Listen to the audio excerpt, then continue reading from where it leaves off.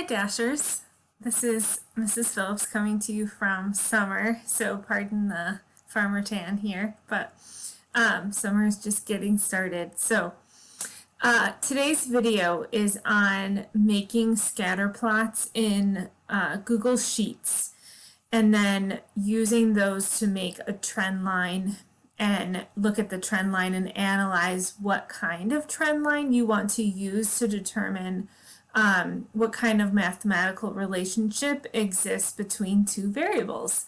And in physics, we're usually looking for the simpler types of relationships, so those are the ones I'm going to focus on.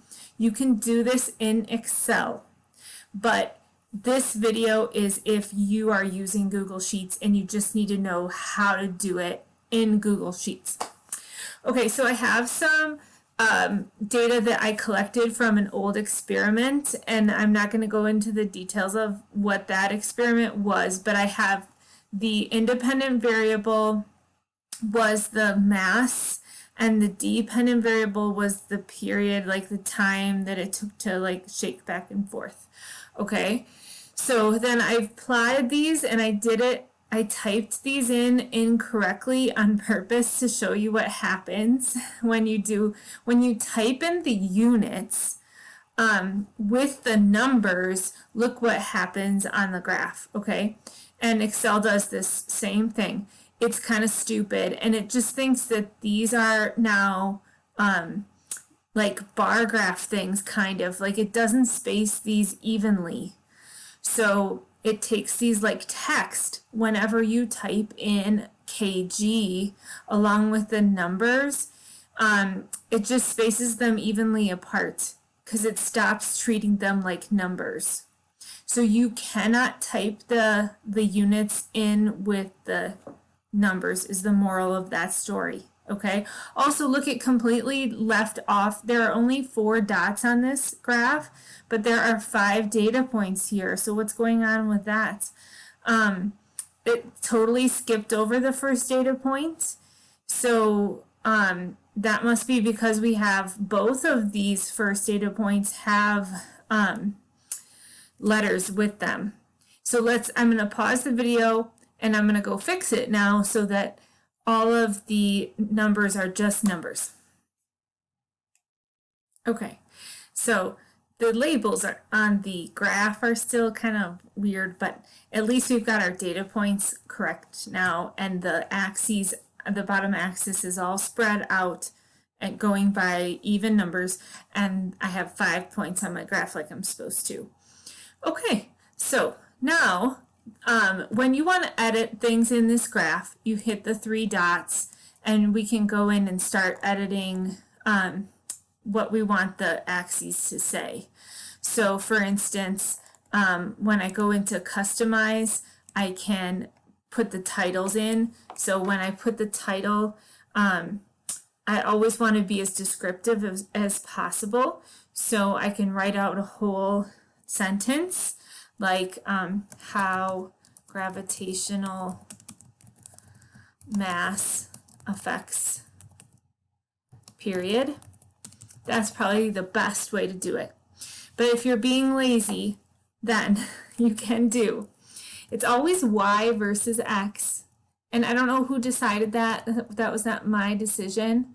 But maybe it's because people read like left to right, and so they would look at what's on the y first. So its period is on the y-axis versus gravitational mass. Okay. And then we can put the let's see here, the trend line by checking that trend line box. So you really have to like expand all of these boxes. And then the most hidden thing is trying to get the choice of what trend line and what its equation is. So linear, that looks pretty good on first glance, but we would like to see what the r squared value is. R squared is not that it's a squared function, because it's not. linear is linear. But r squared is referring to how well does this line fit the data? Like how linear, is it really linear? So what we're looking for a good fit is that r squared would be as close to 1 as possible. Okay, so hey, that's pretty close to 1. Then we want to also show the equation of the line, or the curve if it's a curve. So this is a line and it's showing us, you know, y equals, it didn't put the y equals part in, but it's giving us 0.204 times x, that's like mx plus b there, and then it also gives us the r squared value.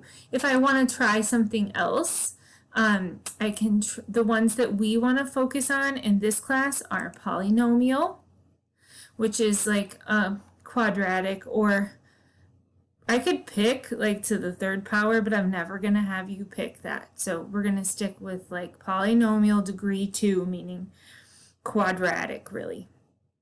Or sometimes we will pick power, okay? But then that's where it would be like an inverse relationship usually.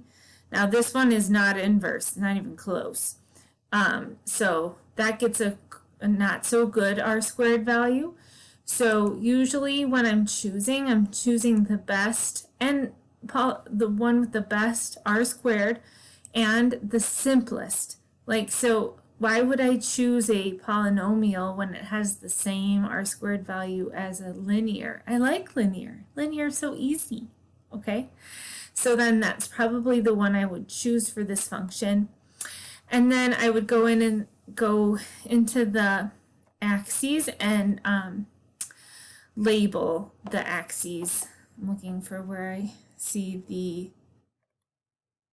horizontal axis label.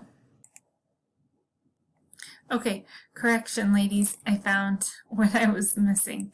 So when you go in to fix the axis titles, you have to go into, hit the 3 dots, go to the customize side, and it's under chart and axis titles. I missed it. So that's where you can type in your period in seconds here. And then for the